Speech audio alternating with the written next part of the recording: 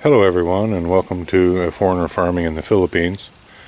I wanted to make a video today about the costs that I have into the property and my house, and all the improvements that I've made here. I'll give you a cost breakdown at the end of this video. This small little building here is actually what we lived in when we first got here. I had this little, there are regulations here about having power hooked up. Because we had an existing structure there, which we turned into our house, we had to get we would have had to get a permit to hook up the electricity. We got around that by having this small little shed, we would call it in the West, but it's about the average size of a house here in the province. We had this constructed so we could easily have the power hooked up to it. I think it's 10 by 12. We stayed in this for 3 months, Marcel and I. We had this little addition here made as well about the same time for I was going to use it for a tool storage shed, but it's kind of been pirated by Maricel. She keeps our feed in here now for the pigs. Our house, I should probably get a measuring tape out and measure it.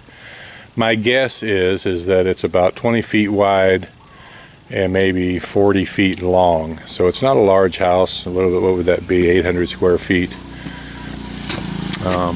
It's got a tin roof, which is the higher end custom here.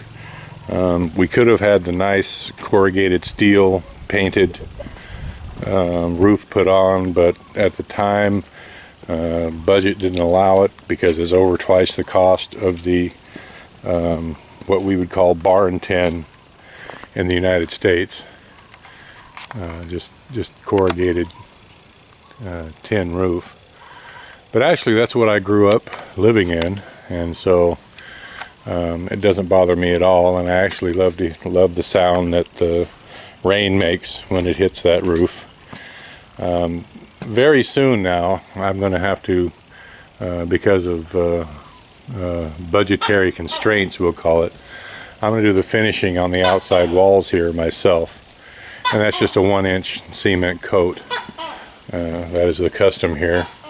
That's our sand pile, awaiting some time for me to get that completed.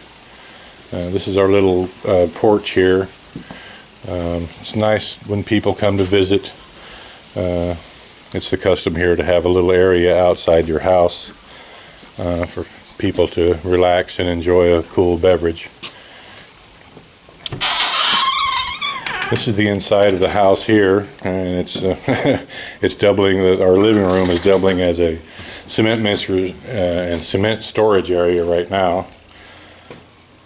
This is some bamboo furniture that we got. I'm quite pleased with it, actually. We haven't completed the ceiling yet. It's another work in progress. The walls themselves are cement hollow block filled with cement.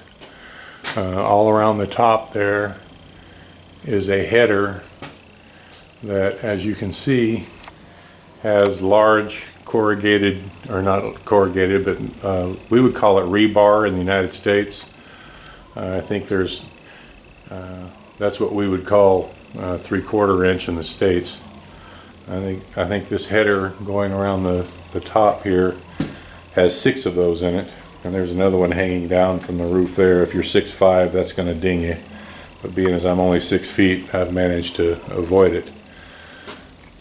It's a 2-bedroom little house. This is our bedroom here. I did manage to get the ceiling in this. It's just a simple plywood deal. I have one luxury. We have aircon in this one room and a fan. We don't often use the aircon. We'll turn it on for an hour or two to cool the room down so that we can sleep comfortably. And then just turn the fan on, and then in the middle of the night one of us will get up and just turn the fan off because it's just too cold. This is the second bedroom here. Again, still unfinished. And this is our bathroom. We're living simply here. I mean, it's a grand affair by no means, but we do have a toilet and a shower. We get by. We're happy here, and we're comfortable enough. This is our little kitchen area here, kitchen / dining area. It's not grand, but it's good enough for us. We like it. We enjoy it. And eventually, someday, with time and money, all things come. So we will eventually get this all finished.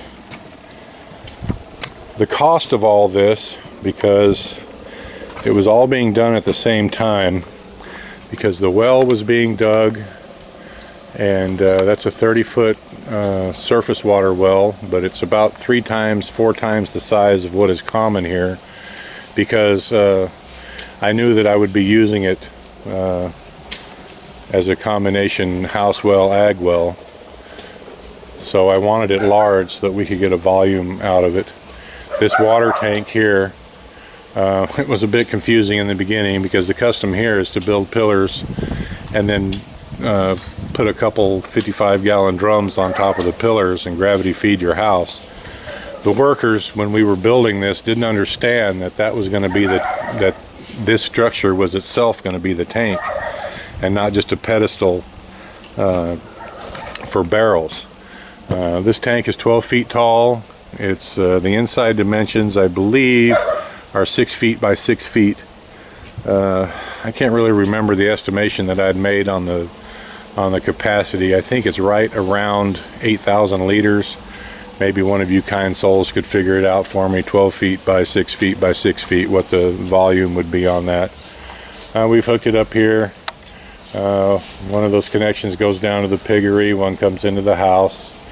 One goes around the corner there to water Marcel's plants. All this was being done at the same time, so I don't have a cost breakdown on what each thing cost specifically. My guess is that the well was about 150,000 pesos, parts or materials and labor, and that would be about 3,000 US dollars. I have a gas pump on it that is at its maximum lift. It can't pull water from any deeper than what the well is now. That's the little gas pump there, and that's what we use. A solar electric pump is planned for the very near future.